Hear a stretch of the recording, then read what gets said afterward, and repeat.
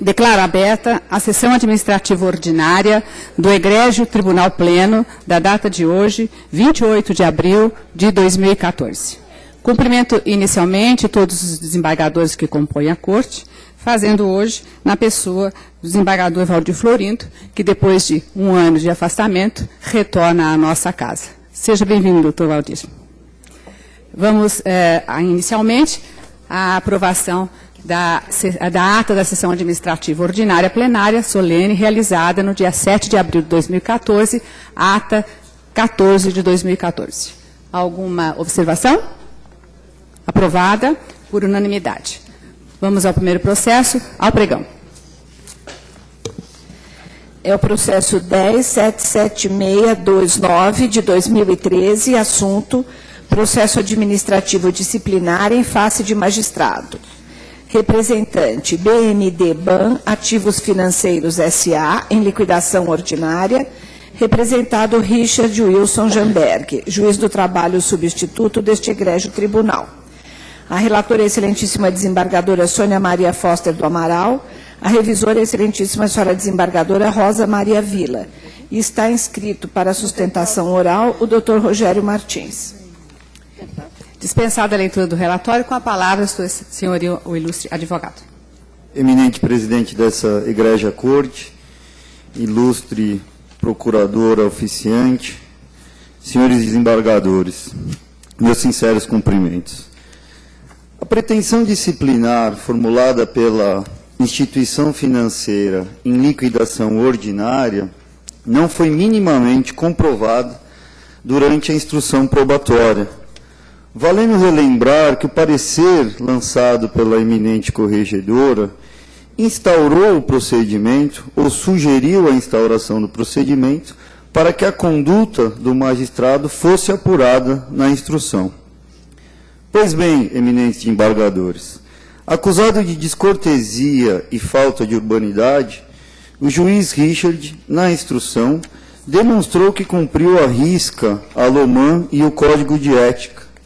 De outra parte, a instituição financeira representante não se animou a participar efetivamente do contraditório, sendo importante dizer que a advogada Valéria Aparecida de Souza, que defendia os interesses da instituição financeira na audiência visada na inicial acusatória, não assinou a representação e tampouco foi ouvida. De outra parte, eminentes embargadores, o magistrado Richard foi ouvido pela eminente relatora, arrolou testemunhas e anexou documentos relevantes à sua defesa.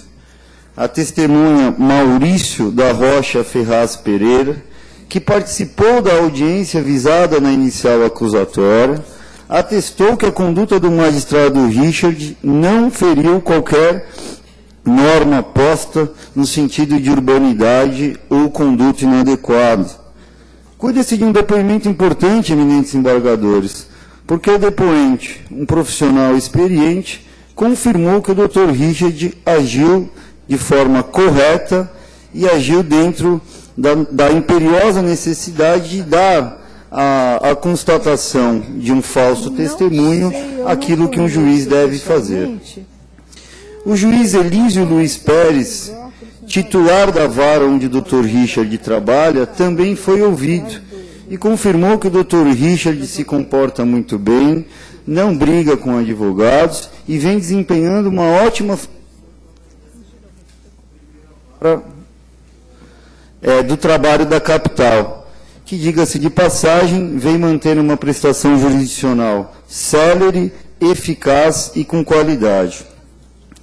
O depoente, Dr. Elísio, também confirmou que foi ele que remeteu o ofício à Polícia Federal no dia seguinte ao da audiência, afastando-se assim a alegação da instituição financeira representante de que o juiz Richard agia de forma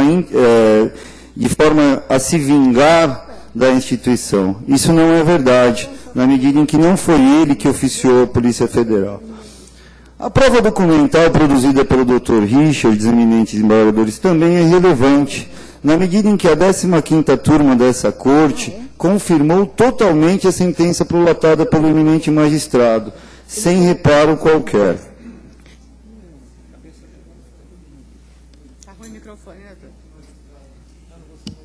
O senhor pode, por gentileza, apertar o botãozinho? Não?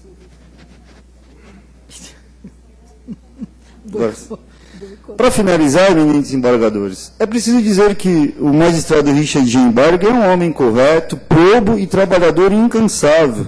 Em conjunto com o juiz titular da 41ª Vara, vem obtendo ótimos resultados na prestação jurisdicional.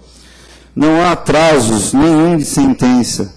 Isso sem que se descuide da qualidade do serviço prestado à população. O Dr. Richard, com certeza absoluta, honra o povo paulista e essa egrégia corte. Não é um tirano, como foi descrito na representação. Isso está confirmado pelo depoimento do Dr. Elísio, que assentou que o Dr. Richard é um magistrado cortês, urbano e atencioso com funcionários, com seus pares e com o próprio jurisdicionado. Negando assim, eminentes embargadores, todas as imputações que foram feitas na representação, a defesa pede o arquivamento do feito, na medida em que, sob contraditório, a instituição representante não provou nenhuma das alegações formuladas na inicial. Obrigado pela atenção. Pois não. Com a palavra, a ilustre relatora, a desembargadora Sônia Maria Foster do Amaral. Pois não, senhora presidente.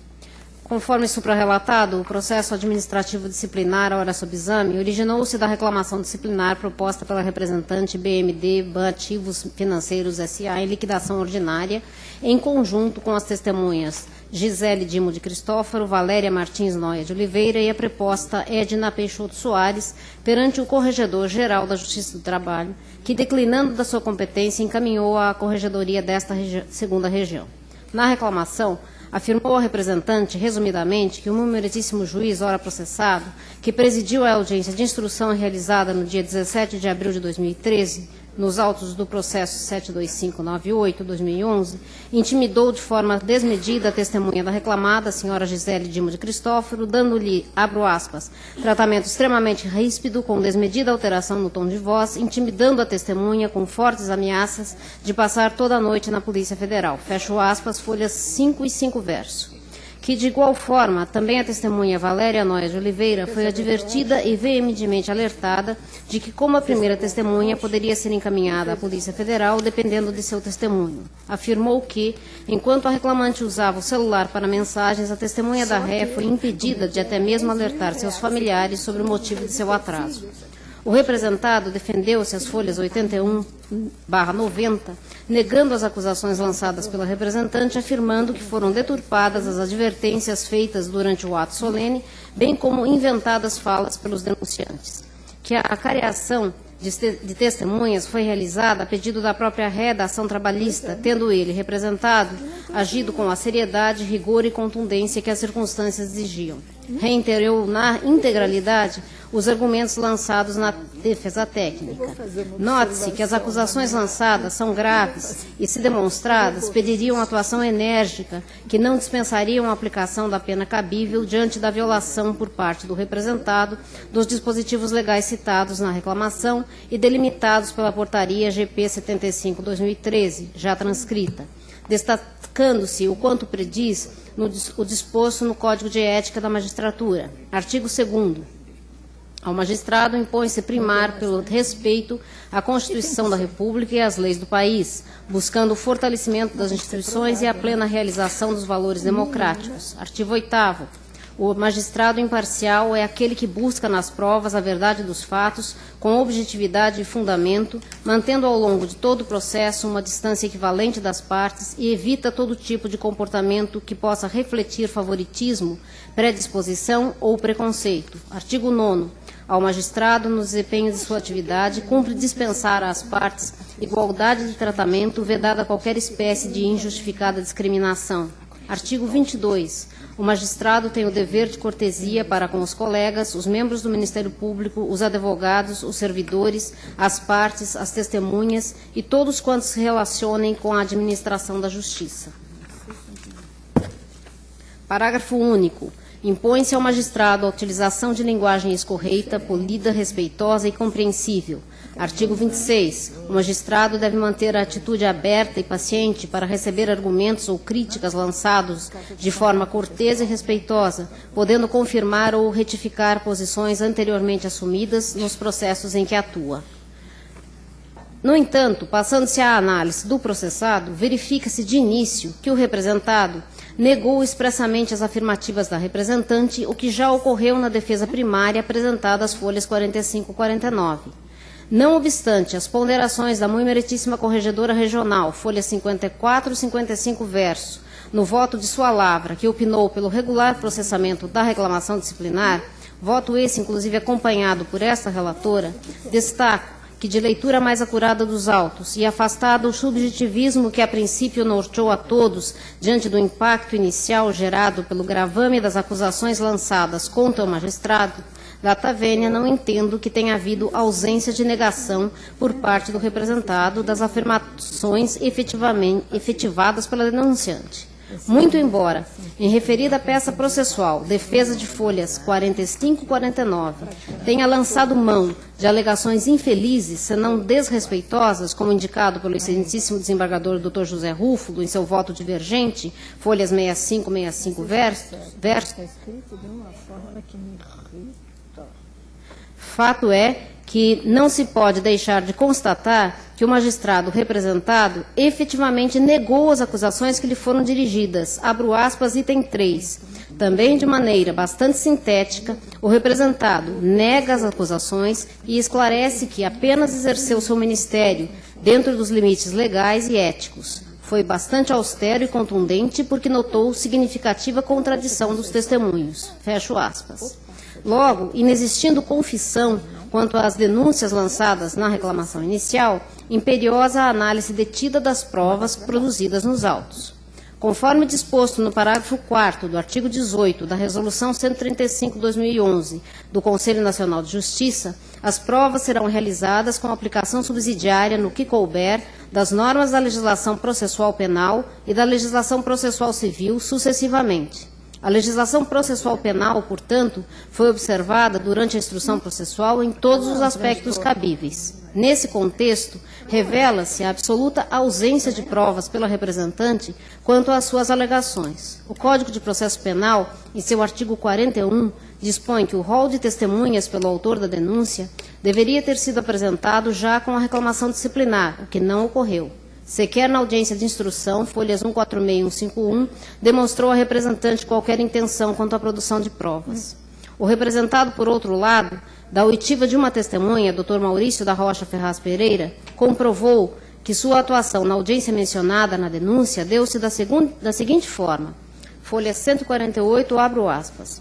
Que o depoente estava presente na audiência, que o juiz Richard advertiu a primeira testemunha da reclamante, Luiz Valdeci Primolan, assim como as demais, de forma usual, dizendo que deveria falar a verdade sob pena de processo e até de ser preso, que todas as testemunhas foram advertidas dessa mesma forma, que após ser ouvida a primeira testemunha da reclamante e a primeira da reclamada, houve uma acariação, que o depoente acredita que houve a acariação devido a contradições nos depoimentos, que, pelo que se recorda o depoente, as duas testemunhas estavam de pé e foram advertidas novamente da mesma forma inicial, que a forma da advertência foi no mesmo sentido de que poderiam ser processadas e eventualmente presas. Fecho aspas. A testemunha ainda afirmou não se recordar de ter ouvido o representado afirmar às testemunhas sobre a necessidade destas possuírem o valor de R$10.000 para se defenderem, ou da testemunha estar enrolada, entre aspas. Reafirmou ao final do depoimento que, abro aspas, o depoente acredita que as testemunhas não foram intimidadas para prestar seus depoimentos na forma como foram advertidas, mesmo porque já teve oportunidade de presenciar outras advertências e acariações por outros juízes feitas da mesma forma. Fecho aspas. Em seu interrogatório, o representado alegou, em resumo, que utiliza advertência padrão para todas as testemunhas, o mesmo sendo efetivado na audiência sob exame. Afirmou ter realizado a acariação entre a testemunha do autor e a testemunha da ré, procedendo da seguinte maneira, abro aspas, Foi pedido à testemunha Gisele, que até aquele momento se encontrava sentada na cadeira em que depôs, para que ele se levantasse, e foi chamada a testemunha Luiz Valdeci para que viesse até o local e ficasse ao lado de Gisele, ambas em pé, quando foram readvertidos. Que na readvertência indagou a ambas as testemunhas se havia lhes advertido antes e que poderiam eventualmente ser presas por falso testemunho, apontando divergências nos depoimentos das testemunhas, afirmando que, diante de tal circunstância, uma delas ou ambas poderiam ser processadas por falso testemunho, caso mantidos os depoimentos até então prestados. Que as testemunhas chegaram a um consenso em alguns pontos controvertidos, remanescendo apenas controvérsia em um dos pontos. Após a constatação de tal divergência, as testemunhas foram advertidas mais uma vez acerca do risco de um processo por falso testemunho, que não é usual que o depoente diga à testemunha que poderia passar a noite na Polícia Federal, que o depoente tem quase certeza que não disse isso na reclamação trabalhista em referência, que não se recorda exatamente, que o depoente, em uma das readvertências, chegou a mencionar que, dentre as consequências de responder a um processo, teriam que contratar advogado ou utilizar de um fornecido pelo Estado, que o depoente não chegou a falar em valor que o advogado cobraria para fazer uma defesa, nem tendo este conhecimento, que o depoente não disse à testemunha Gisele que estaria enrolada e jamais diria, que o depoente disse para todas as testemunhas tudo de forma igual, que o depoente jamais falaria em chamar as viaturas para levar as testemunhas para a Polícia Federal, sendo que o depoente sabe como funciona e que as testemunhas são conduzidas pela segurança do TRT, que o depoente já se utilizou dessa forma para conduzir testemunhas várias vezes, que o depoente, quando remanesceu um ponto divergente,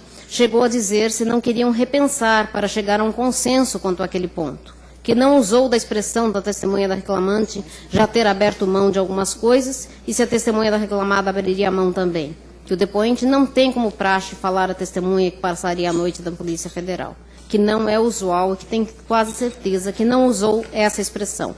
Fecho aspas. Por fim, não se pode deixar de transcrever o depoimento testemunhal do muito meritíssimo juiz, doutor Elísio Luiz Pérez, titular da vara onde estava atuando o representado em regime de auxílio, que ressaltou o desempenho do representado junto à 41ª Vara do Trabalho. Folhas 147, abro aspas, que naquilo que possa contribuir no desempenho das funções de juiz do magistrado Richard, posso relatar que a conduta do colega é exemplar, que o colega tem o respeito dos servidores da vara e não é raro, quando participo de audiências, ouvir referências elogiosas quanto ao trabalho do juiz Richard, que o juiz Richard está designado para auxiliar na 41ª Vara do Trabalho de São Paulo de forma fixa desde novembro de 2012 e o trabalho dele contribui decisivamente para a reestruturação da vara, que basta dizer que saímos da situação de intervenção por parte da Corregedoria Regional e hoje os dados estatísticos do Tribunal indicam que a vara está entre as mais eficientes da capital, que o trabalho do juiz Richard foi decisivo para esse resultado, que considero relevante ainda fazer referência ao clima respeitoso com que se dá o trabalho do juiz Richard em relação às partes, advogados, testemunhas e servidores, que o colega não poupa esforços para cumprir a pauta diária de audiências, resolvendo os correspondentes processos, ainda que seja necessário encerrar as audiências em horário avançado. Fecho aspas. Da prova oral, parcialmente transcrita acima, podemos auferir que, embora insistentemente advertidas, as testemunhas, e mesmo ademoestadas por mais de uma vez, quanto à possibilidade de serem processadas e eventualmente presas, já que o falso testemunho é crime, não há qualquer comprovação de que tenha o magistrado cometido as infrações que lhe foram atribuídas pela representante. O que se vislumbra é que o magistrado, atuando dentro das prerrogativas inerentes à sua função de condutor da audiência instrutória, advertiu e ouviu testemunhas e, a pedido da própria reclamada, consoante alegado pela defesa e não impugnado pela denunciante, que reconheceu a existência de contradições entre os testemunhos prestados, procedeu à acariação das mesmas. Não há dúvidas que o alerta sobre as consequências de se mentir em juízo implica em temor. No entanto, desde que se dê dentro dos limites do razoável, a advertência é indispensável, ainda mais quando se trata de leigos do direito. A própria ata de audiência, anexada com a reclamação inicial, as folhas 26 e 33 verso, demonstra gritante contradição entre os depoimentos prestados pelas duas primeiras testemunhas, uma da autora e uma da ré, o que de fato reclamava a intervenção do magistrado. Ao final, restou constatado que a primeira testemunha da ré teve seu depoimento isolado, contrariando inclusive questão afirmada pela segunda testemunha patronal. Isto se torna evidente da leitura dos depoimentos, o que restou reconhecido até por esta segunda instância, folha 102, que, negando o provimento ao recurso ordinário interposto pela representante, então reclamada no processo que deu origem à apresentação da reclamação disciplinar, manteve integralmente a sentença originária proferida pelo representado, inclusive a ordem de expedição de ofício à Polícia Federal com relação à testemunha da reclamada. Relembremos que as assertivas iniciais de abuso de intimidação, chegando ao ponto de verdadeira tortura, não foram provadas. Vale ainda considerar que certa e urgente a necessidade de haver punição dos que transgridam os dispositivos legais que devem pautar a conduta daqueles que representam a própria justiça, mas também indene de dúvidas que não pode se permitir o punir sem provas ou sob qualquer pretexto. Há que se lembrar do quão árduo e difícil é o caminho da magistratura trabalhista, maiormente nesta segunda região. E, principalmente, há de se relembrar o indelével fardo que atormenta o magistrado na colheita da prova e na busca da verdade. Não demais se dizer que a frágil e temerária prova testemunhal se apresenta, na maioria das vezes, à frente do juiz, contendo, entre aspas, muitas verdades, e que compete a quem acolhe esmiuçá-la até encontrar a verdade efetiva, para, com clareza e rigor, formar o convencimento do julgador na arte de julgar com segurança. E é quando se vê o imparcial juiz que, sem aquela prova, não saberia como julgar, quando, ao inquirir testemunhas, dúvidas não pairam que uma delas mentiu, e que, por isso, demanda daquele que colhe a prova conduta mais incisiva e direita, alertando, sim, acerca do crime de falso testemunho e de suas consequências. Inevitável tal conduta da parte do magistrado. Há evidência que, na busca dessa verdade, não pode o juiz violar o que impõe a lei, a ética e a imparcialidade. E destaco, assim, que, se verdadeiras fossem as acusações lançadas e de que o representado, de fato, tivesse lançado mão de intimidadoras ameaças de forma desmedida e descortês e exagerado tivesse na veemência de suas afirmações, ferindo princípios basilares que se exige de um magistrado, seria esta relatora a primeira a sugerir pela sua punição.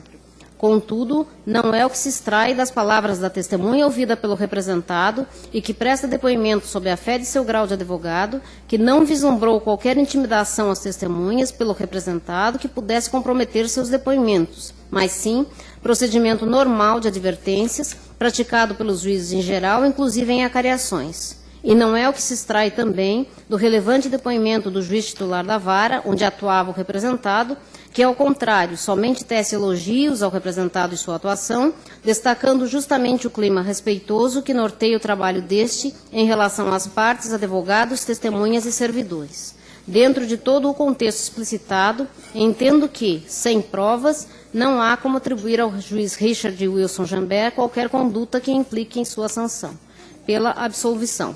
Nesse sentido, senhora presidente, a minha proposta de voto é no sentido de julgar improcedente o processo administrativo disciplinar, absolvendo o magistrado das imputações. Pois não. Com a palavra, a ilustre revisora, doutora Rosa Maria Vila. Pois não, senhora presidente. Eu estou acompanhando a revisora por entender que, de fato, no caso em análise, não restou comprovado que o representado tivesse dispensado às testemunhas o tratamento reportado na representação. Também concordo que não houve confissão do representado nesse sentido. E pontuo que entendo que não exige confissão assertiva do magistrado em depoimento pessoal de que não costuma agir na forma descrita pelo representante. Ainda que se possa inferir que o magistrado, em algumas ocasiões, tivesse intimidado as testemunhas, não há como se concluir que o tivesse feito no caso em análise. E é esse caso que nós estamos julgando. Por esses motivos, eu estou acompanhando o voto da revisora. Pois não. Desembargador João Da Macho. relatora, desculpa. Pois não, claro. Acompanhe. Acompanha. Desembargadora Magda. Acompanho. Desembargador Sec. Acompanhe. Desembargadora Maria de Luiz Antônio. Acompanho. Desembargadora Doris. Acompanho. Desembargadora Vilma Gomes. Acompanho. Desembargadora Leila. Desembargadora Maria Inês Restoriano. Acompanho. Desembargadora Regina Maria Vasconcelos. Acompanho. Desembargador Paulo José Ribeiro Mota. Acompanho. Desembargador Manuel Ariano. Acompanho. Desembargador Roberto Barros. Acompanho. Desembargador Jonas. Acompanho. Desembargadora Bianca. Acompanho. Desembargadora Sandra Cury. Acompanho. Desembargadora Adalberto. Acompanho. Desembargadora Maria Isabel. Acompanho. Desembargadora Rosana. Estou me dando por impedida, senhora presidente. Perdão? Eu estou me Está dando por impedida? impedida. Ah, pois não. Desembargadora Regina Aparecida Duarte. Acompanho. Desembargadora Simone. Acompanho. Desembargadora Kyong Mili. Acompanho. Desembargador Donizete. Acompanho. Desembargador Nelson Bueno. Acompanho. Desembargador Antero. Acompanho. Desembargadora Silvia Devanold. Desembargadora Hilma. Acompanho. Desembargadora Nélia. Senhora presidente, tendo em vista essa instrução exauriente que foi feita, e os termos dos testemunhos e de tudo que dos autos consta, realmente não ficou comprovada a denúncia inicial, eu vou acompanhar. Pois não. Desembargador Nelson Nazar. Acompanho. Desembargadora Sônia Maria Prince Franzini. Acompanho. Desembargador Sérgio Vinick. Tudo de acordo, senhor presidente. Desembargador Marcelo. Acompanho. Desembargador Odete. Desembargador Fernando Antônio Sampaio. Desembargadora Rosa Maria Zúcaro. Acompanho. Desembargadora Ana Maria Contrucci. Acompanho. Desembargadora Maria Ângela. Acompanho. Desembargador Iara. Acompanho. Desembargadora Mércia. Também acompanho. Desembargador Luiz Antônio Moreira Vidigal. Desembargador Luiz Carlos Norberto. Acompanho. Desembargador Eduardo. Também de acordo. Desembargador Fogaça. Acompanho. Desembargador José Roberto Carolino. Acompanho. Desembargador Rafael. Acompanho. Desembargador Valdir Florindo. Acompanho. Desembargador Rovirso. Acompanho. Desembargadora Sônia Maria de Barros. Acompanho. Desembargadora Sônia Aparecida Gindro. Acompanho. Desembargador Sérgio Junqueira. Senhora presidente, eu vou acompanhar, mas eu quero dizer algumas coisas. Eu entendo que não é possível, como diz o depoente, sendo que o depoente sabe como funciona e que as testemunhas são conduzidas pela segurança do TRT em outros casos. A meu ver, não é possível levar testemunhas trabalhistas para a Polícia Federal no ato. A meu ver também, é na sentença que o juiz faz o valor, a valoração da prova, e lá é que indica os fatos que nortearam a sua decisão, até porque não cabe falso testemunho se a mentira foi, em fato, não relevante para a decisão, e por isso não recomendo, e aqui eu digo porque é uma prática que está sendo utilizada, inclusive, pela segurança do TRT, segundo disse o magistrado aqui em depoimento, e que, a meu ver, não é saudável, e entendo que a diretriz que deve ser dada é no sentido de avaliar a prova somente na sentença e, aí sim, reputar e dizer onde e por que a testemunha mentiu. Eu acompanho a senhora presidente porque, no caso, não se levou para a Polícia Federal e nada houve, e não há provas. Muito obrigado. Pois não. Desembargadora Cândida. Eu acompanho, senhora presidente. Desembargadora Lisete. Acompanho. Desembargadora Jane. Acompanho. Desembargadora Jucirema. Acompanho. Desembargador José Rúfulo. Senhora presidente, diz aqui, o próprio depoimento do representado, que as testemunhas são conduzidas pela segurança do TRT, que o depoente já se utilizou dessa forma para conduzir testemunhas várias vezes. Ué, por que elas são conduzidas pela segurança do TRT? Será que a segurança age de ofício? Me parece que não. Com certeza por ordem do magistrado. E eu não vejo como possa ser esse procedimento aceito, seja pelo juiz, seja por este tribunal. Não é praxe, não é possível que se faça isso. Elas são conduzidas pela segurança do TRT para onde? Não se sabe. E, por fim, ele diz que o depoente não tem como praxe falar à testemunha que passaria a noite na Polícia Federal, que não é usual e que tem quase certeza que não usou essa expressão. tenho eu para mim que ele se desdisse. Porque falar que passa a noite na justiça, na Polícia Federal não se pode fazer, isso mesmo. E muito menos ele diz que tem quase certeza que não usou essa expressão. Ué, se não usou, ele tem certeza. Então eu divirjo sim e voto pela aplicação da pena de censura. Pois não. Desembargadora Ivani. Voto com a relatora. Desembargadora Silvia Almeida Prado. Com a relatora. Desembargador Sérgio Pinto Martins. Voto com a relatora com as observações do desembargador Sérgio Junqueira. Desembargadora Marta Casadei. Com a relatora. Desembargador Davi. Com a relatora. E desembargadora Maria da Conceição Batista. Com a relatora. Pois não. De forma que, vencido, portanto, o desembargador Rúfulo, a decisão foi por maioria pela improcedência nos termos de votos de Sua Excelência, a ilustre relatora. Impedida a desembargadora Rosana Bueno. Pois não.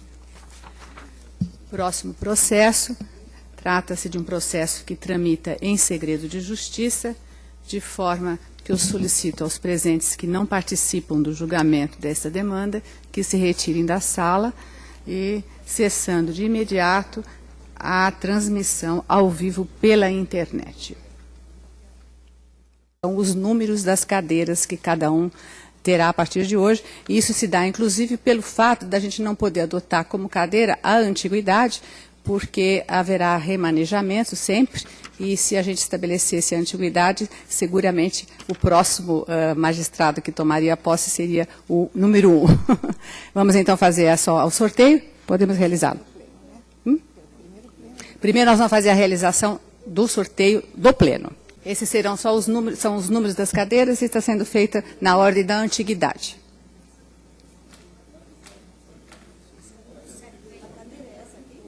Você pode levar para casa.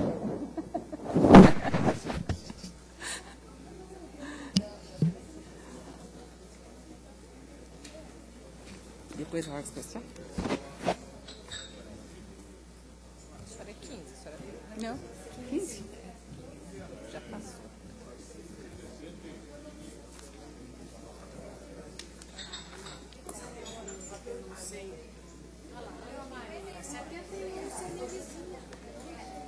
É minha vizinha.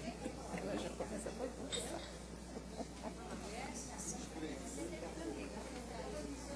Quem é a cadeira 1? Não saiu, né? Não saiu ainda, eu acho.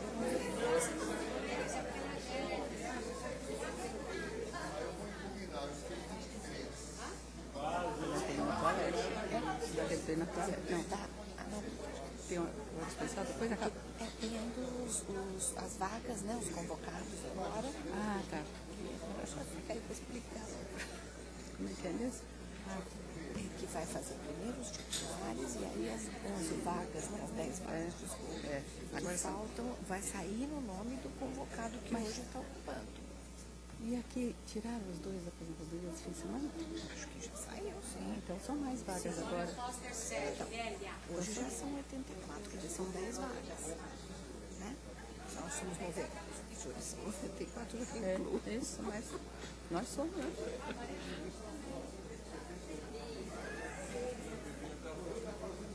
A Doris é a primeira lá, número 1. Número 1, Doris. A mais velha. Mais velha.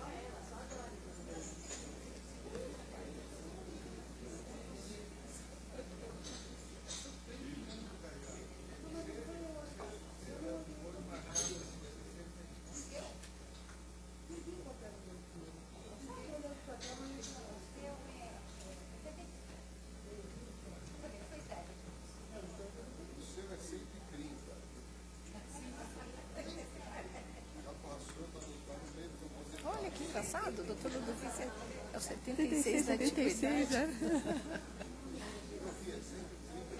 Tem que jogar no 76. Tem que jogar. Que bicho é esse, né? Lá.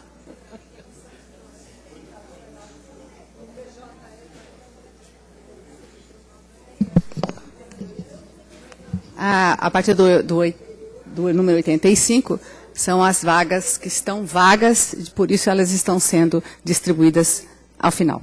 São 10 vagas hoje que estão abertas. É.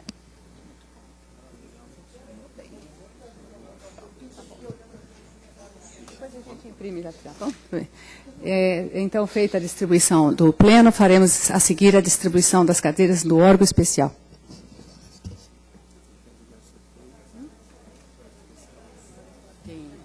Desculpe. Acabou? Acabou. Acabou. Acabou.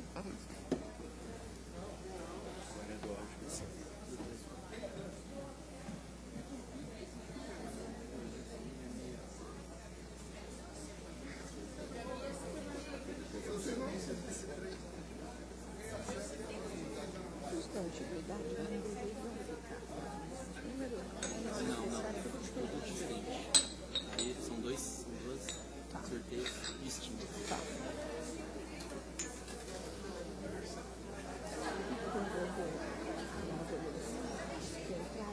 Já vai ficando essas cadeiras.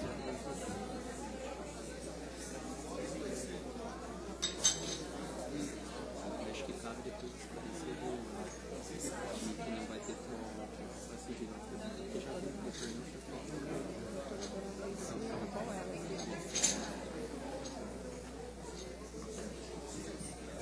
sorteado já. Pode ter início se precisar usar na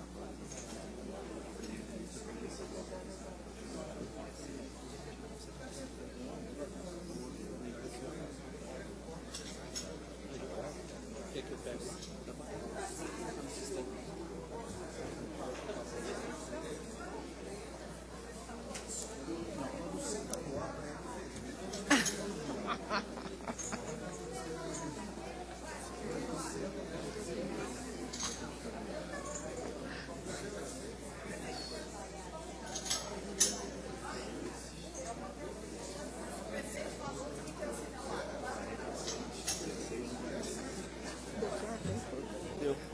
Vai tentar imprimir do outro lado. Eles estão imprimindo. Tá. Tá bom.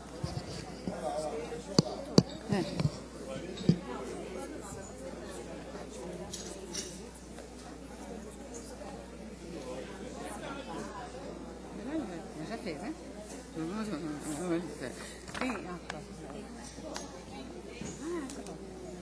Ai, cadê? A doutora vai. Enquanto isso, vamos ao pregão do próximo processo, que é o processo extra-pauta. É o processo TRT-MA 422596 de 2014, assunto: proposta para a criação do cargo de vice-corregedor regional e de um cargo de desembargador do trabalho no âmbito do Tribunal Regional do Trabalho da 2ª Região. Requerente Maria Doralice Novaes, desembargadora-presidente do Tribunal Regional do Trabalho da 2ª Região. Com a palavra a doutora Silvia. Pois não, eu já passei o voto a todos os colegas, o voto é bastante longo. Acho que não há nenhuma necessidade da leitura.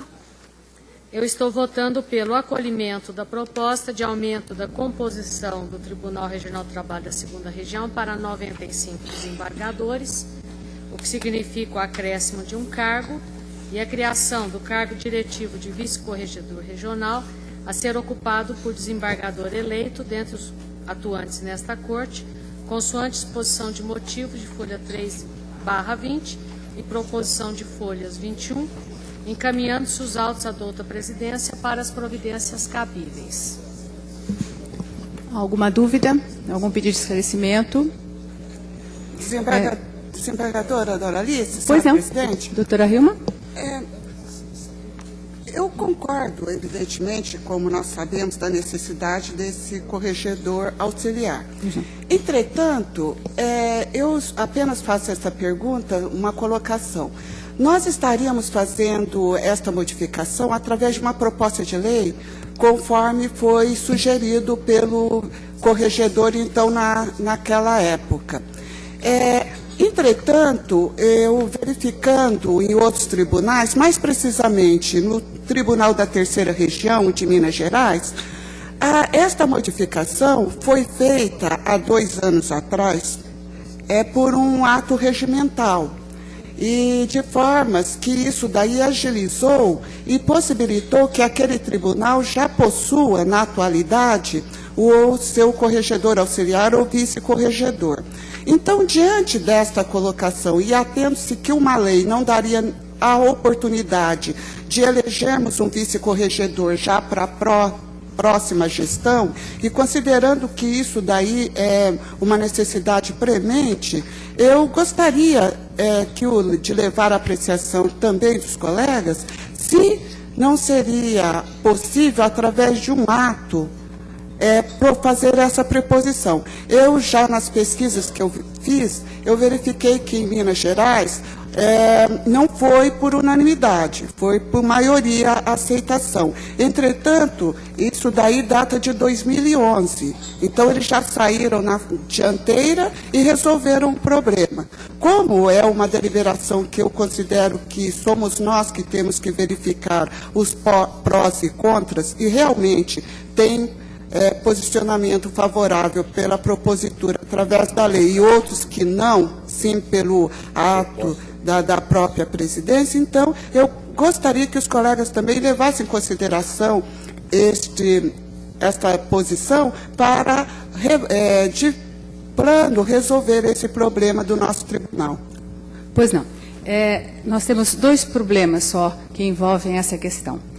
O primeiro deles é que o nosso tribunal, diferentemente de qualquer outro, é o único tribunal do país que tem os cargos de presidente e vice-corregedor, de presidente, vice-presidente, vice-presidente e corregedor criados por lei.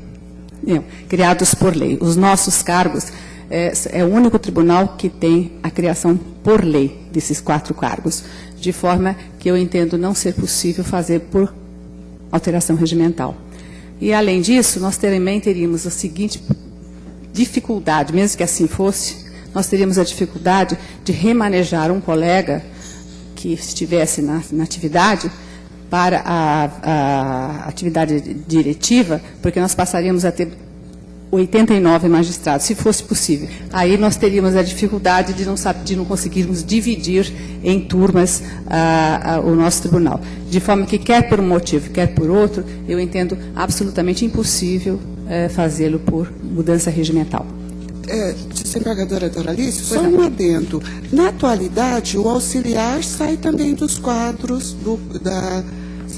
e me parece que esse problema foi enfrentado também em Minas Gerais da mesma forma. Eu apenas estou trazendo porque é uma possibilidade e lá foi enfrentado, realmente muitos colegas de lá consideraram que deveria ser criado por lei e outros não, mas afinal foi criado. Então é somente uma hipótese para que os colegas analisem e tenham essa possibilidade também.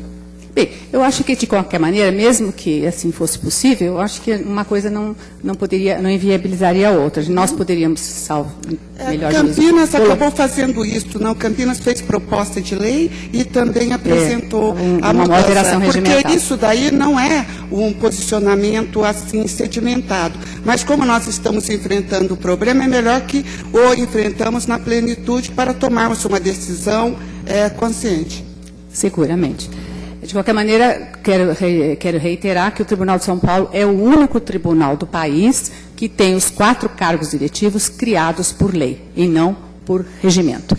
De forma que entendo que só pode ser feito agora a criação de mais um cargo diretivo por lei. Coloco em votação a proposta e indago se tem alguma divergência. Senhora Presidente, apenas um esclarecimento. Pois não. Esse cargo de desembargador, sim. O número 95, sim. Também por proposta de lei? Sim, tem. Nós estamos fazendo a proposta da criação do 95º desembargador e para esse fim, para o fim de colocá-lo como vice-corregedor. Tá. Estou esclarecido. Algum esclarecimento a mais? Alguma divergência?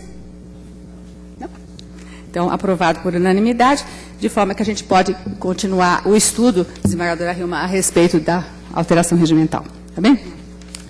Bom, declaro encerrado o Tribunal Pleno Administrativo e, de imediato, declaro aberto o Tribunal Pleno Judicial da data de hoje. Vamos... Tem quórum? E, portanto, vamos ao pregão do primeiro processo. É o processo TRT São Paulo 1332 de 2014, arguição de inconstitucionalidade. Relator, o excelentíssimo senhor desembargador Davi Furtado Meireles. Revisora, a excelentíssima senhora desembargadora Maria da Conceição Batista. Arguente, Luiz Carlos Santos. Matéria, inconstitucionalidade do parágrafo 3º do artigo 27 da Lei nº 8.630, de 93. Está inscrito para sustentação oral o advogado doutor Heraldo Franzesi. Dispensada a leitura do relatório. Com a palavra, doutor. Senhora presidente, senhores desembargadores, o tema trazido à análise deste tribunal é a inconstitucionalidade do parágrafo 3º do artigo 27 da Lei 8.630, que trata do cancelamento da inscrição do trabalhador portuário em razão de sua aposentadoria. Esse tema, ele enfrenta a inconstitucionalidade em relação ao artigo 1º, inciso 3º e 4º da Constituição, em razão da dignidade da pessoa humana, dos valores sociais do trabalho, enfrenta a inconstitucionalidade do artigo 7º, 36, no que respeita à isonomia dos trabalhadores em geral, que não estão disciplinados por lei específica, e a valorização do trabalho humano previsto no artigo 170, 8º da Constituição Federal. O tema realmente não é estranho dessa Corte. Num passado não muito distante, se discutiu a inconstitucionalidade do parágrafo 1º do artigo 453, que impunha o desligamento do trabalhador que exercesse o seu direito de aposentadoria após cumprir a sua etapa de contribuição. E nós estamos enfrentando exatamente a mesma situação no dispositivo da Lei 8.630, que, por sinal, foi revogado e foi alterado pela Lei 12.815, que entrou em vigor no meio do ano passado. Então, deixou de existir esta restrição.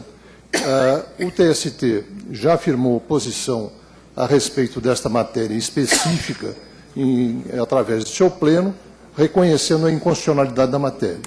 O que se quer destacar em termos específicos do trabalho portuário é que este cancelamento da inscrição do trabalhador pela aposentadoria, na verdade, é muito mais grave do que o que acontecia com o trabalhador comum, porque, na verdade, aqui está sendo cassado o seu credenciamento profissional, porque o trabalhador portuário, ele necessariamente tem que ter sua inscrição junto ao órgão gestor de mão de obra.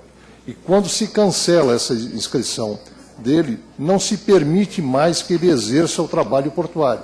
Então, além de se constituir numa violação em que ele fez a contribuição necessária ao exercício de um direito, ele ainda se vê privado de continuar exercendo uma atividade da qual ele se dedicou por todos esses anos e certamente não terá qualificação para o exercício de uma outra atividade que não aquela portuária.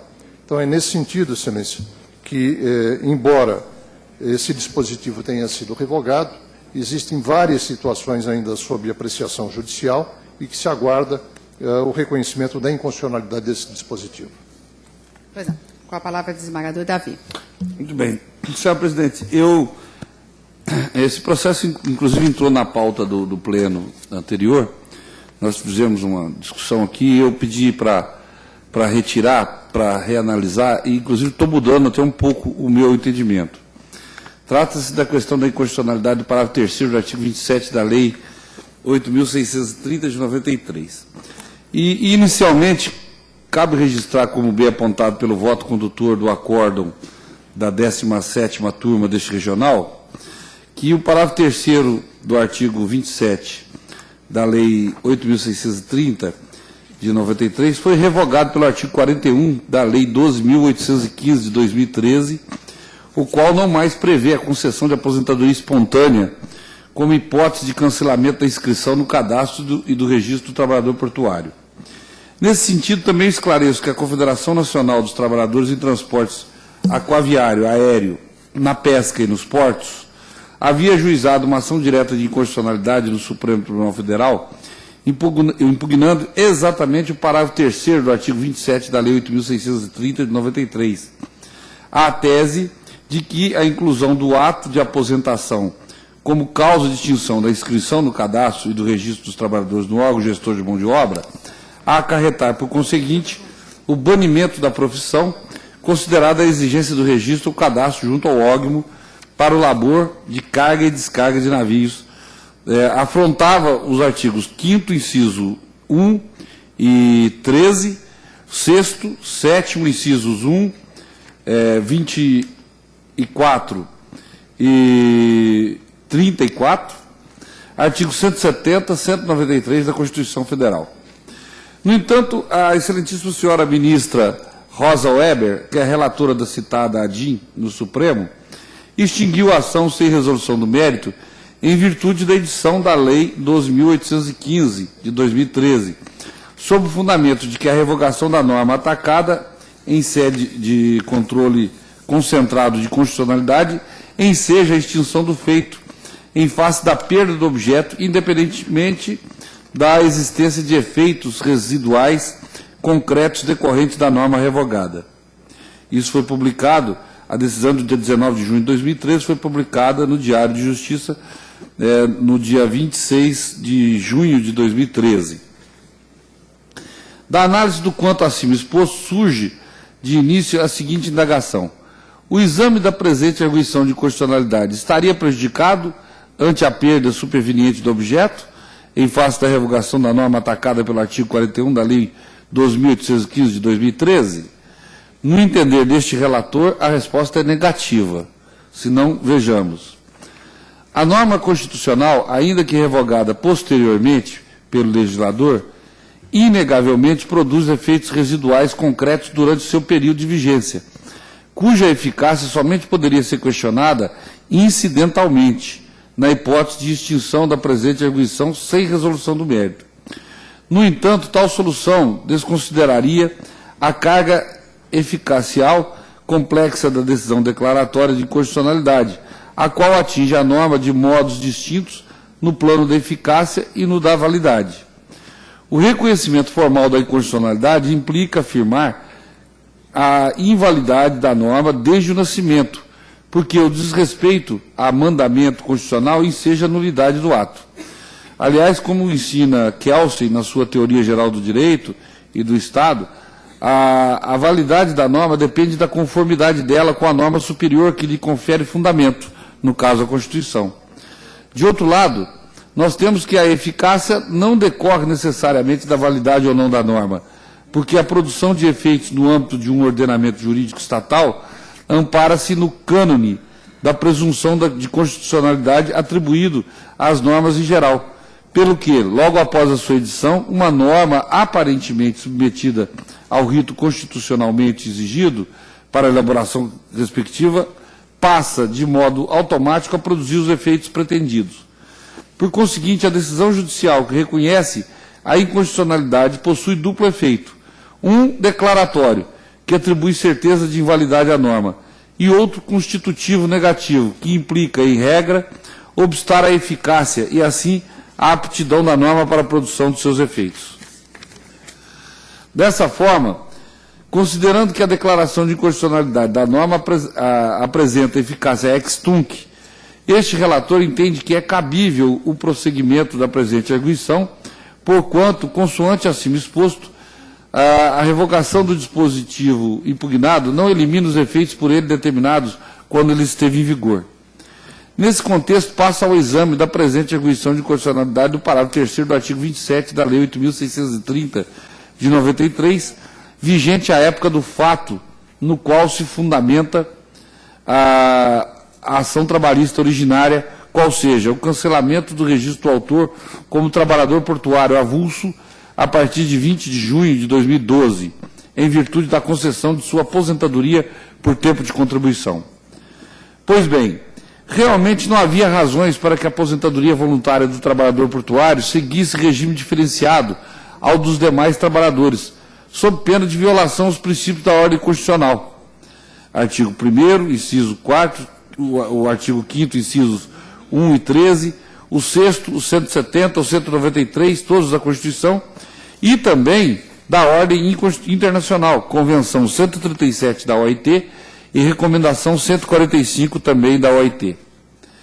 Com efeito, o parágrafo 3º do artigo 27 da Lei 8.630 de 93, ao dispor que a inscrição no cadastro e o registro do trabalhador portuário extinguia-se por aposentadoria, vedava implicitamente a continuidade do exercício profissional portuário pelos aposentados, violando o disposto no artigo 19 da Recomendação 145 da OIT, e diversos dispositivos constitucionais, tais como o princípio da isonomia nas relações trabalhistas, artigo 5º, incisos 1 e 13 da Constituição, o valor social do trabalho, artigo 1º, inciso 4º da Constituição, o reconhecimento do direito ao trabalho e à previdência social, artigo 6º da Constituição, e a valorização do trabalho na ordem econômica e social, artigo 170 e 193 da Constituição. Nesse sentido, como bem apontado pelo ministro Maurício Godinho Delgado, aspas, se o trabalhador pretende continuar prestando serviço, não pode a lei lhe tolher tal direito, uma vez que a própria Constituição prevê o livre exercício de qualquer ofício, trabalho ou profissão lícitos. Artigo 5º, inciso 13. Assim, impedir que o trabalhador mantenha seu registro junto ao ógmo é o mesmo que impedir o seu direito ao trabalho, indo contra, inclusive, o princípio da livre iniciativa e dos valores sociais do trabalho como fundamentos da República Federativa do Brasil. No entanto, isso é um processo que eu li, foi um processo de um recurso de revista que foi relator o ministro Maurício Godinho Delgado. Fecho aspas. No entanto, não há justificativa para se declarar a inconstitucionalidade de todo o texto contido no parágrafo 3º do artigo 27 da Lei 8.630 de 93. Eis que os fundamentos acima expendidos alcançam apenas a expressão aposentadoria do referido dispositivo legal. Por fim, a declaração de inconstitucionalidade, através da via de exceção, que é o caso dos autos, obriga apenas as partes envolvidas no processo e comporta sempre o efeito ex tunc, porquanto as prerrogativas ditadas por lei inconstitucional não projetam efeitos no mundo jurídico, normalmente considerando-se as hipóteses incertas no artigo 5º, inciso 36 da Constituição. Por conseguinte, acolho parcialmente a presente arguição para declarar a inconstitucionalidade da expressão aposentadoria, contida no parágrafo 3º do artigo 27 da Lei 8.630 de 93. Então, o acolhimento é parcial para declarar a inconstitucionalidade da expressão aposentadoria contida no parágrafo 3º do artigo 27 da Lei 8.630, determinando o retorno dos autos à 17ª turma, para que prossiga no julgamento do recurso ordinário como entender de direito. Conforme for o julgamento, por disposição regimental, o regimento interno no artigo 114, parágrafo 8º, determina que tenha que ter a proposta de redação de súmula a esse respeito. E se for vencedor o voto nesse sentido, senhora presidente, eu já tenho a proposta para passar. Pois não. Com a palavra a desembargadora Maria da Conceição Batista. Voto em convergência com o relator. Pois não. Desembargadora Sônia Maria Foster do Amaral. Senhora presidente, nós temos dois casos, o seguinte é a mesma matéria, de modo que eu estou divergindo, eu rejeitaria integralmente a arguição. Pois não. Desembargadora Rosa Maria Vila. Eu acompanho a divergência por entender que a lei 12.815 de 13 não pode ser aplicada de forma retroativa, então prevalece a constitucionalidade da norma. Eu rejeito a declaração de constitucionalidade. Pois não. Desembargador Jomar. Com o relator. Desembargadora Magda. Com a divergência. Desembargador Carlos Zuzek. Com o relator, senhora presidente. Desembargadora Maria de Lourdes Antônio. Com o relator. Desembargador Francisco Ferreira Jorge Neto. Com o relator, senhora presidente. Desembargadora Dores. Com a divergência. Desembargadora Vilma Gomes. Com a divergência. Desembargadora Leila. Com o relator. Desembargadora Marinês. Com o relator. Desembargadora Regina. Com a divergência. Desembargador Paulo José Ribeiro Mota. Com o relator. Desembargador Manuel Antônio Eriano. Com o relator. Desembargador Roberto Barros. Com o relator. Relator, né? Relator. Pois não. Desembargador Jonas. Senhora Presidente, eu considero que, embora a Constituição Federal reconheça a igualdade de direitos entre os avulsos e os trabalhadores com vínculo de emprego, isso, no meu modo de ver, no que couber. Tanto é que a multa de 40% do fundo de garantia para aqueles não é devida. Então, diante da disparidade das normas, eu entendo que não há inconstitucionalidade e eu acompanho a divergência. Desembargadora Bianca. Eu voto com o relator, senhora presidente. Desembargadora Sandra Cury. Com o relator. Desembargadora Adalberto. Com o relator. Desembargadora Maria Isabel. Com o relator. Desembargadora Rosana. Divergência. Desembargadora Regina Aparecida Duarte. Com o relator. Desembargadora Simone. Com o relator. Desembargadora Kyong Mili. Com a divergência. Desembargador Donizete. Com o relator.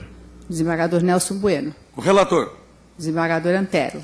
Com o relator, senhor presidente. Desembargadora Silvia. Com a divergência. Desembargadora Hilma. Com o relator. Desembargadora Nélia Lichum. Com o relator. Desembargador Nazar. Senhora presidente, me permito fazer uma observação. Enquanto a norma estava em vigor, ela produziu efeitos. E se ela produziu efeitos, como que nós vamos revogar esse dispositivo, dando efeitos retroativos ex tunc?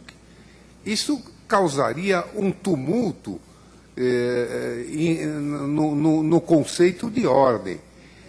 E reconhecida a inconstitucionalidade do dispositivo, tanto assim que ela foi derrogada ou revogada por lei posterior, ela entra em vigor exatamente quando foi revogada.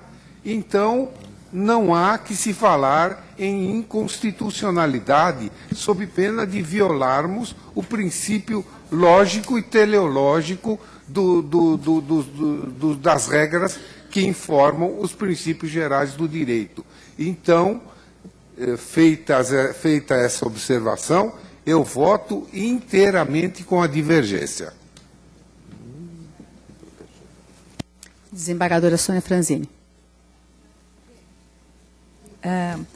Aqui, embora não esteja no voto do desembargador Davi, e esse voto, ele nos moldes, já houve uma votação, já foi decidido pelo Tribunal Pleno do TST, nos autos da arguição de inconstitucionalidade, cujo relator foi o ministro Pedro Paulo Manos, nesse mesmo sentido. O Pleno do TST entendeu pela arguição de inconstitucionalidade, pela declaração de inconstitucionalidade. Aqui na emenda do Pedro Paulo Manos, aqui eles citam também alguns julgamentos do Supremo Tribunal Federal com relação à inconstitucionalidade do artigo 453 e 182 da SLT, e também entende que deve ser aplicado ao presente caso. Então, eu estou acompanhando o voto do desembargador Davi, também com relação a esse entendimento esposado pelo Pleno do TST. Pois não. Desembargador Marcelo. Doutor Vinic, aqui primeiro. Sérgio Vinic. Pois não, senhor presidente, eu acompanho o relator. Relator. Desembargador Marcelo. Com o relator. Desembargador Godoy. Senhora presidente, creio importante, eu estou acompanhando integralmente o relator, apenas pontuando na observação judiciosa feita por Sua Excelência, de que é na dimensão temporal da norma que se deve buscar o seu fundamento de validade. E, ao tempo da Constituição, da norma anterior, a Constituição não dava à norma esse poder de estabelecer o cancelamento do registro pela aposentadoria. Portanto, se quiser até, é algo muito parecido com a própria relativização da coisa julgada, se isso fosse o caso, e não é. E, por outro lado, com relação à igualdade de direitos, é verdade que essa igualdade é relativa, mas não vejo que diferença pode haver na aposentadoria de um empregado com vínculo permanente e de um trabalhador avulso. Ambos têm que preencher as mesmas exigências de tempo de serviço, as mesmas exigências de idade, as mesmas exigências de fator previdenciário. Sobre esse aspecto não há nenhuma diferença. Mas eu diria mais. Criou-se, sob a égide da Lei 8.630, dessa norma que é realmente, no particular, inconstitucional, um paradoxo. Porque o órgão gestor de mão de obra tinha, e tem ainda pela lei atual, o poder de ceder trabalhador avulso para trabalhar como empregado com vínculo permanente para qualquer operador portuário. Então, vejam só, o trabalhador avulso está cedido a um operador portuário e ele passa a ser empregado desse operador portuário. Ele vai e obtém a sua aposentadoria, como aconteceu com vários deles. E ele pode continuar trabalhando. Termina o seu vínculo empregatício, ele volta para o quadro do OGMO como trabalhador avulso, mas aposentado, porque não se pode retirar a aposentadoria, foi legalmente instituída. Então, é exatamente para fugir desse tipo de perplexidade que essa inconstitucionalidade leva, que há de ser, do meu ponto de vista, integralmente apoiado o voto do eminente relator. Desembargadora Odete. Eu voto com a divergência. Desembargador Fernando Sampaio. Com a divergência. Desembargadora Rosa Maria Zúcaro. Com a divergência. Desembargadora Ana Maria Contrúcio. Divergência. Desembargadora Maria Ângela. Com a divergência. Desembargadora Yara Ramires. Com a divergência. Desembargadora Messia Tomazinho. Também com a divergência. Desembargador Vidigal. Senhor presidente, esse processo voltou à pauta aqui por causa da conclusão que o desembargador Davi fez daquela vez. Eu estou olhando aqui, esse voto do ministro Pedro Paulo, no Supremo, ele não declarou inconstitucionalidade. Foi feito aquilo que parece que ele fez. Mas me parece que não sustenta, eu acho que não tem que se aplicar princípio da isonomia, pelo que foi declarado inconstitucional no artigo 453, parágrafo 2º da CLT. Não me parece que deva se aplicar o princípio da isonomia na declaração de inconstitucionalidade. Então, eu também estou votando com a divergência para não declarar inconstitucionalidade. Pois é. Desembargador Luiz Carlos Norberto. Com a divergência. Desembargador Eduardo. Com o relator, senhor presidente. Desembargador Fogaça. Com o relator. Desembargador Carolino. Com a divergência. Desembargador Rafael. Com o relator. Desembargador Valdir Florindo. Com o relator. Desembargador Rovirso. Com o relator. Desembargadora Sônia Maria Barra. Com a divergência. Desembargadora Sônia Aparecida Gindro. Com a divergência. Desembargador Sérgio Junqueira. Senhor presidente, para mim, a arguição de inconstitucionalidade é de lei em tese. Lei derrogada não está vigendo. Se ela não está vigendo, ela não é passível de arguição de inconstitucionalidade. É o meu ponto de vista, senhor presidente. Eu julgo prejudicada a arguição de inconstitucionalidade em face deste aspecto, destacando que esta ação é própria para a lei vigente. Caso Vossa Excelência venha a ser vencido. Caso seja vencido, acompanho, porque a inconstitucionalidade está sendo dada especificamente com relação ao vocábulo aposentadoria. Pois não. Desembargadora Cândida. Acompanho a divergência, senhor presidente. Desembargadora Lisete. Com a divergência. Desembargadora Jane. Pois não, senhora presidente, data vênia do voto do senhor relator, eu vou acompanhar a divergência, senhora presidente, porque até em razão das discussões aqui levantadas, em momento nenhum se foi discutido qual é o dispositivo legal, constitucional que está sendo, em tese, violado, na medida em que a arguição é com base na violação ao artigo 5º, inciso 13 da Constituição Federal, ou seja, é livre exercício de qualquer trabalho. Essa situação é a única objeto dessa declaração de inconstitucionalidade pedida. E a lei, até como disse o desembargador Sérgio, já foi, inclusive, revogada, é só uma questão de interpretação da norma jurídica. Interpretação da norma jurídica não enseja exame de constitucionalidade em si no controle central. Então, Por esta razão, senhora presidente, estou acompanhando a divergência. Desembargadora Jucirema. Com a divergência. Desembargador José Rúfulo. Também com a divergência. Desembargadora Ivani. Com a divergência. Desembargadora Silvia Almeida Prado. Senhora presidente, eu precisaria de um esclarecimento. Quem é que iniciou a divergência? Sônia, qual Doutora é o Sônia fundamento Foster. específico? Pois não? Doutora? Pois não? A senhora poderia... Senhora presidente, eu precisaria saber, em síntese, o motivo. Doutora Sônia poderia se manifestar? Eu acho exatamente os termos do voto seguinte que nós vamos julgar. Como eu vou próximo acompanhar- voto? Sim, mas eu Próximo não entendi. voto. Próximo voto.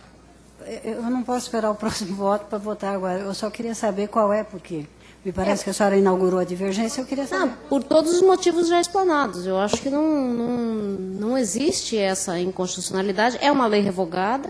Por esse aspecto, eu acompanho a divergência, senhora presidente. Desembargador Sérgio Pinto Martins. Com a divergência. Desembargadora Marta Casadei. Com a divergência. Com a divergência. Com a divergência? Com a divergência. Pois não. Vamos ao cômputo.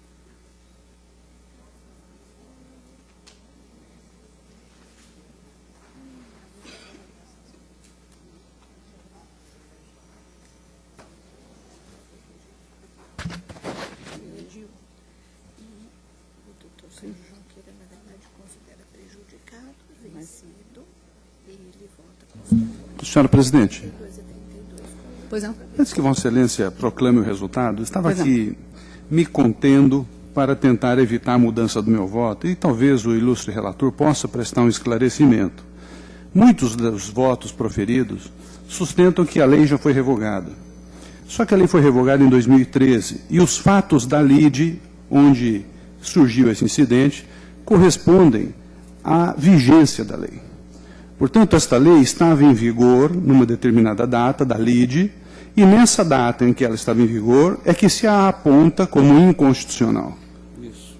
A superveniente revogação desta lei em 2013 não interfere pela nova lei ser retroativa aos efeitos jurídicos constituídos ao tempo desta anterior redação. Então, talvez o ilustre relator possa nos esclarecer ao plenário, que os fatos da lide ocorreram na vigência da lei, portanto, da lei não revogada. Desembargador Davi? É exatamente isso, senhor presidente. Isso eu acho que ficou até bem claro no voto também. Porque, eu ainda falei por isso que o efeito ex tunc, porque o que acontece? A lei está revogada? Tá. Mas quando ela vigorou, ela gerou efeito. Né? Os efeitos foram produzidos.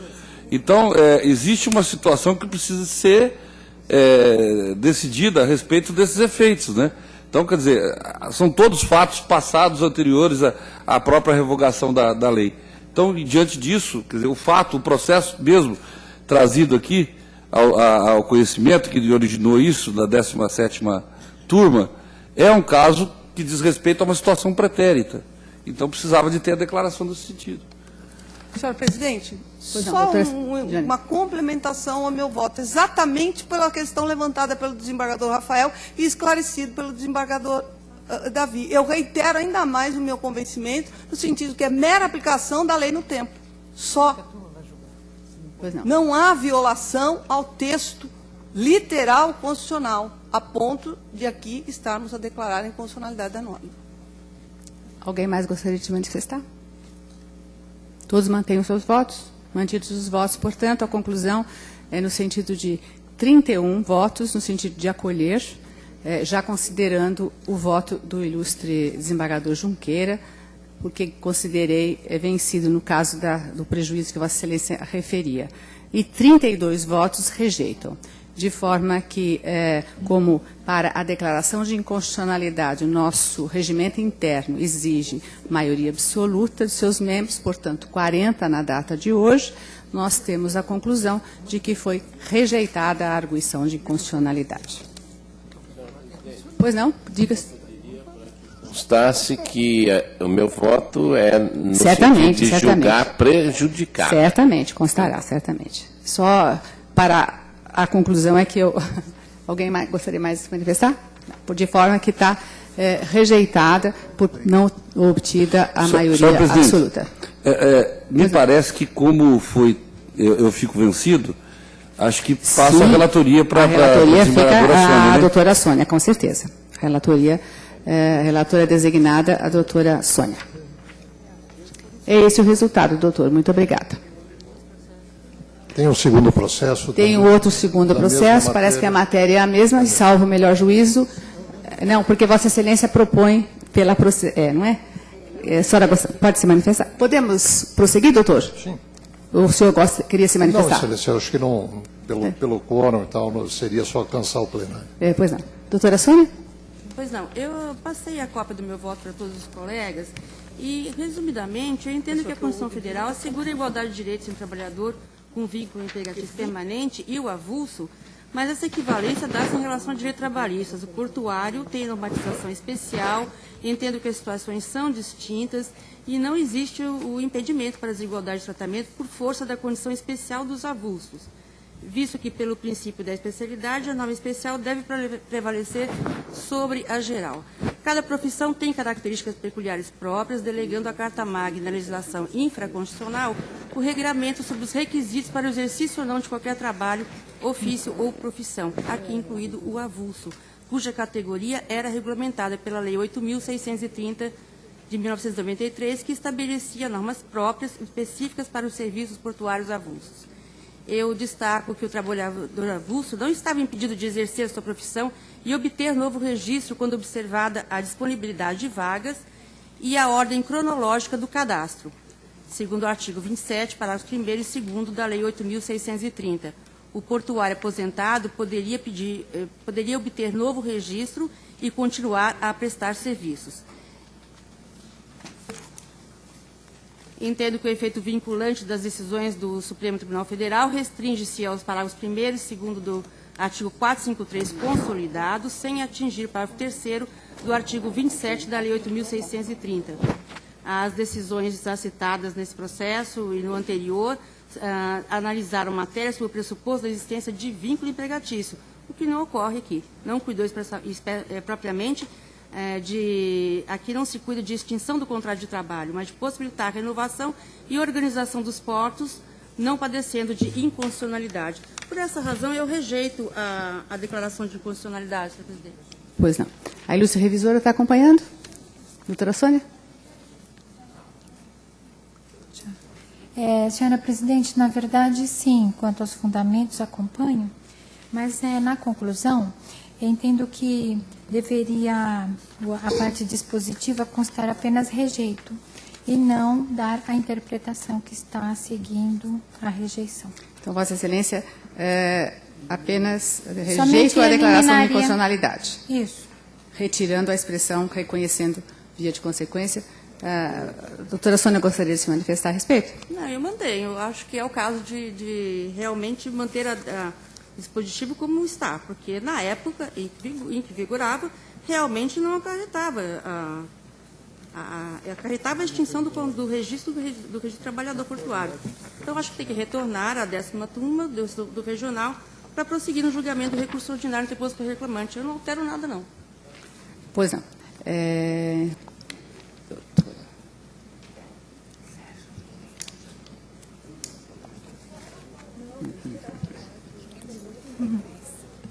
Meu voto com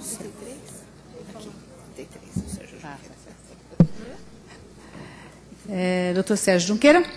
Dentro daquele que eu já disse, julgar prejudicada a ação, a arguição de inconstitucionalidade, vencido, acolho, tal como o voto anterior do doutor Davi, no sentido de acolher parcialmente para declarar inconstitucional o vocábulo aposentadoria no texto legal objeto da presente ação, arguição de inconstitucionalidade.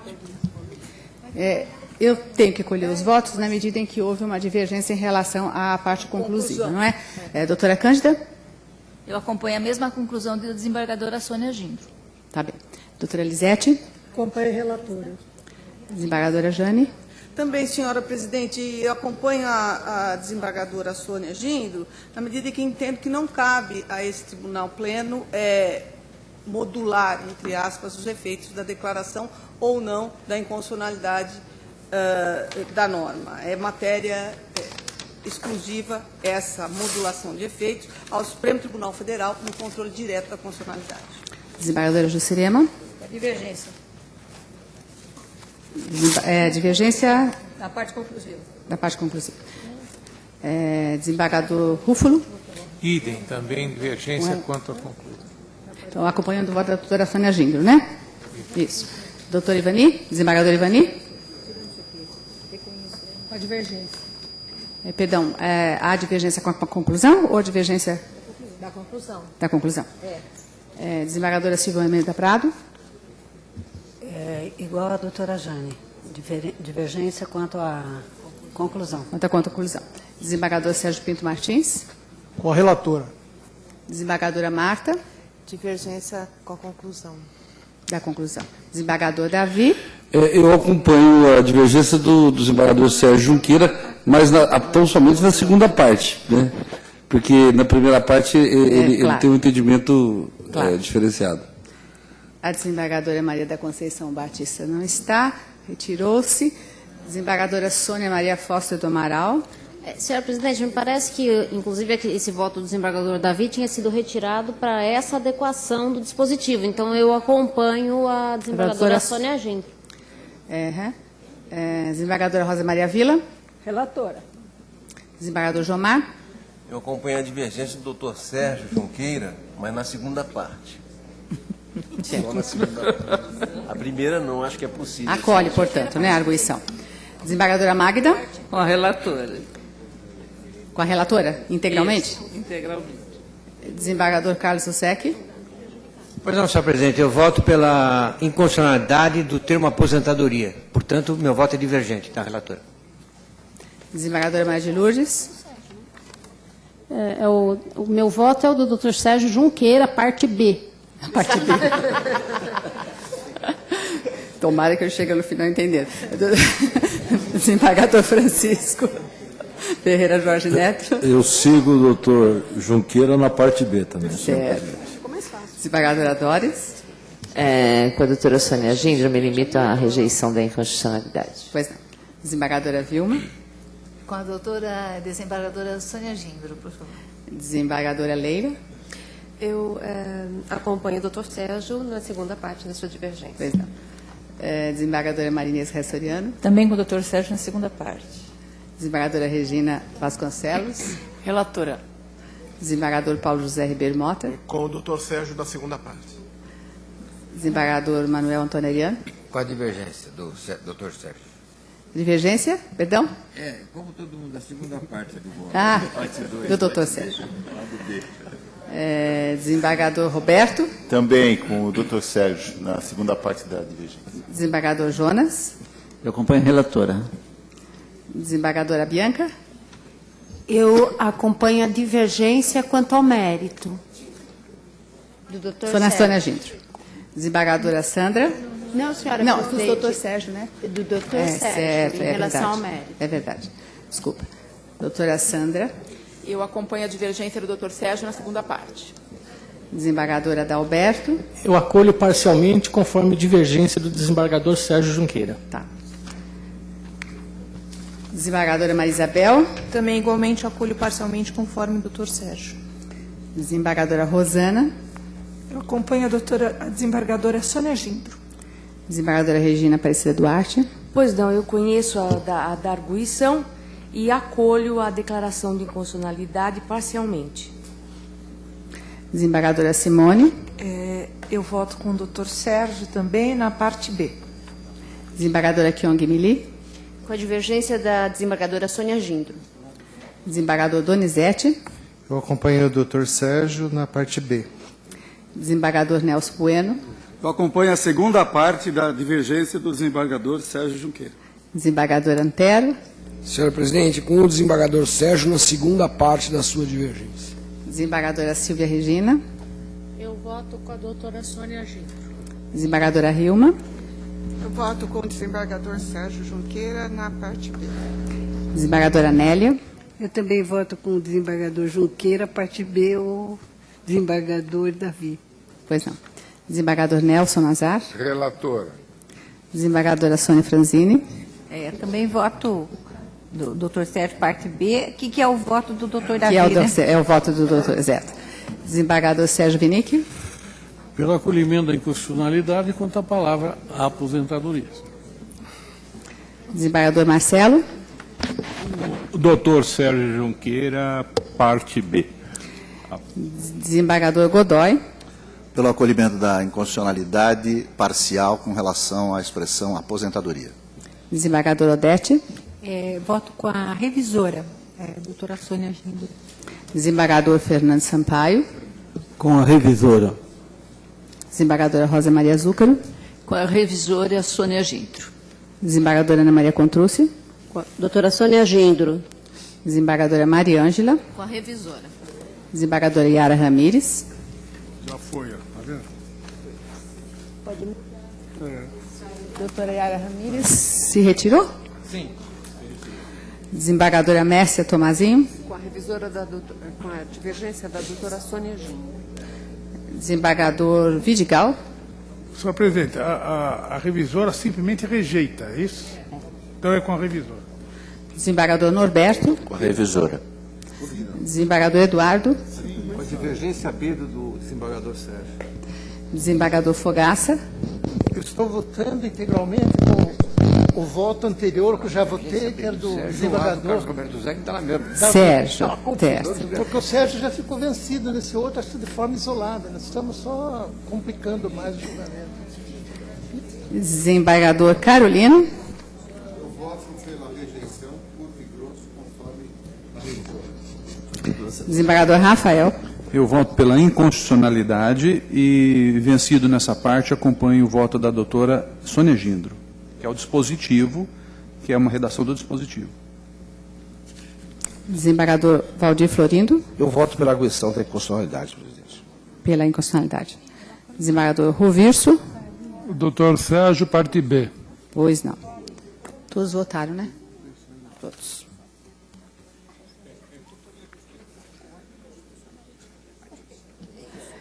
Doutor Valdir Florindo, acolhe a declaração de inconstitucionalidade? Acolho a arguição. Acolhe.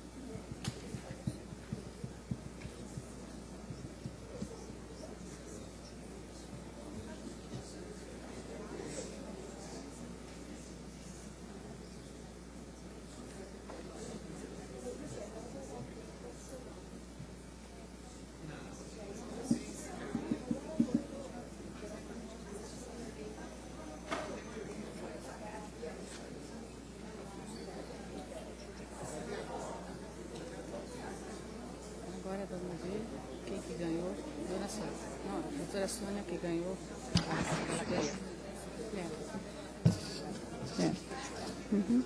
Bom, 32 votos foram no sentido de rejeitar a arguição, dos quais 22 votos no sentido de que seja extraída aquela expressão ao final.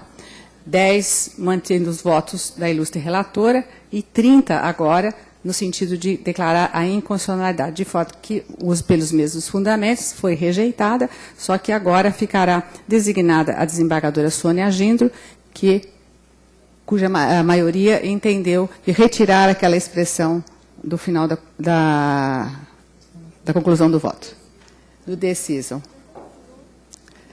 Deu para... Da mesma forma, o resultado é o mesmo, a única discussão era a questão de manter ou não manter aquela expressão, e foi a douta maioria entendendo que haveria de ser retirada, ficou, portanto, designada a doutora Sônia Gindro como relatora desse processo. Nenhum processo mais apto a julgamento, de forma que declaro encerrada essa sessão sessão do Pleno da data de hoje. Agradeço a todos e convoco já desde já o órgão especial para, em 5 minutos, darmos início à sessão.